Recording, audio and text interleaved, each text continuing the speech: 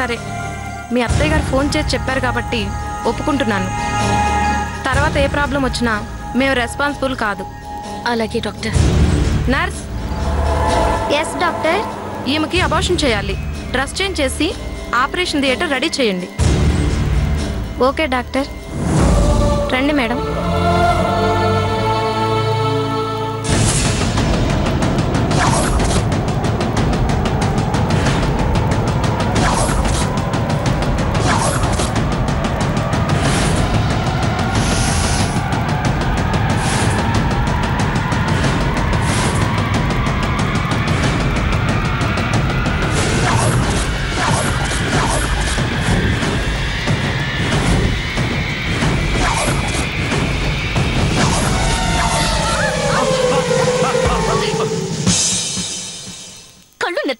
నడుస్తున్నారా? చూసుకోరా.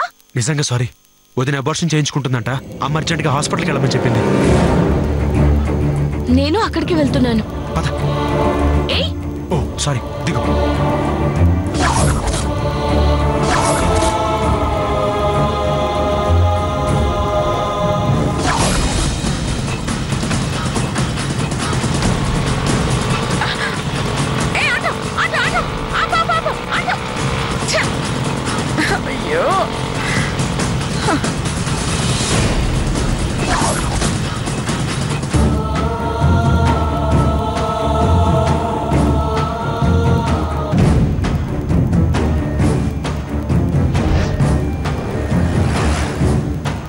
తులసి గారు, ఇలా వచ్చి పడుకోండి.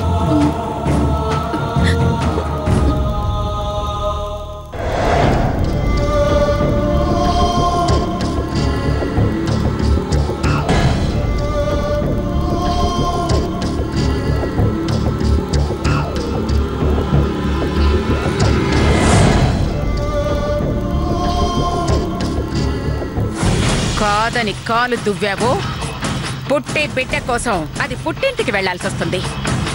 పూరుడు పోసుకోవటానికి కాదు. మొగుడు వదిలేసిన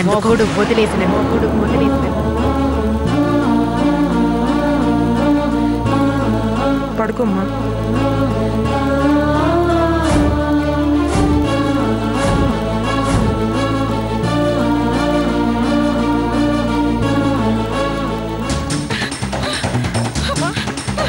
అమ్మా,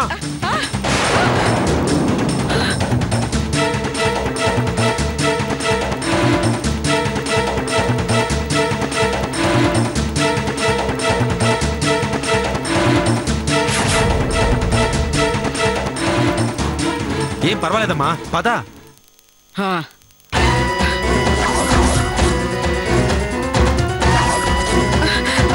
ఇదిగో అమ్మాయి పద్మావతి డాక్టర్ ఎక్కడ? ఇప్పుడే కనుక్కొని చెప్తాను మేడం. పద్మా మేడం ఎక్కడున్నారు? ఓకే, ఇప్పుడే ఆపరేషన్ థియేటర్లోకి వెళ్ళారు మేడం.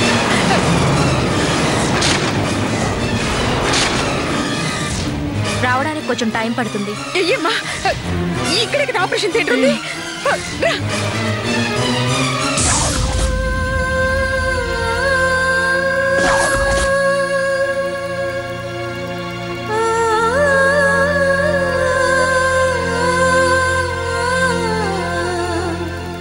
డాక్టర్ ఆపండి.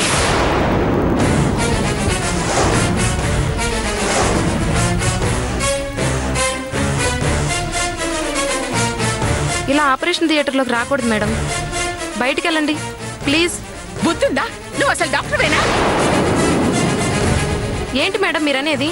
మరి లేకపోతే అదొచ్చి అడిగిన వెంటనే అబార్షన్ చేయటమేనా?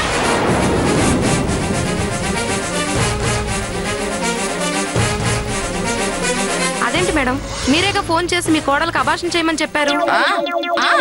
చెప్తే చేసేస్తావా? మంచి చెడు ఆలోచించవా? ఎంబీబీఎస్ చదివి పాస్ అయ్యావా లేకపోతే కాపీ కొట్టి పాస్ అయ్యావా? అంటే మీరు చెప్పారు కదా అని. అలాగా? అయితే ఆ పక్కనున్న డాక్టర్కి ముక్కు తీసేయి, ఇదిగో నర్సుకి చెవి తీసేయి. ఆ నోరు తెచ్చావేంటి? నేను చెప్పినప్పుడు అబార్షన్ కి సిద్ధమైనప్పుడు నేను చెప్పానని వీళ్ళ ముక్కులు చెవులు కూడా తీసేయి. సారీ మేడం, అనవసరంగా మీ ఫ్యామిలీ మ్యాటర్లోకి ఇన్వాల్వ్ అయ్యానని నాకు అర్థమైంది. ఆ, తులసి గారు మీరు వెళ్ళొచ్చు. ఆ. అమ్మ తులసి రామ్మా.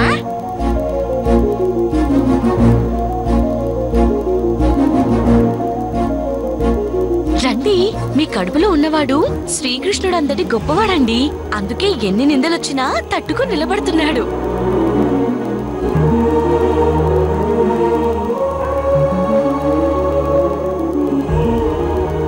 వదినా, ఇంకా ఆలోచిస్తున్నావేంటి? రా, మన ఇంటికి వెళదాం.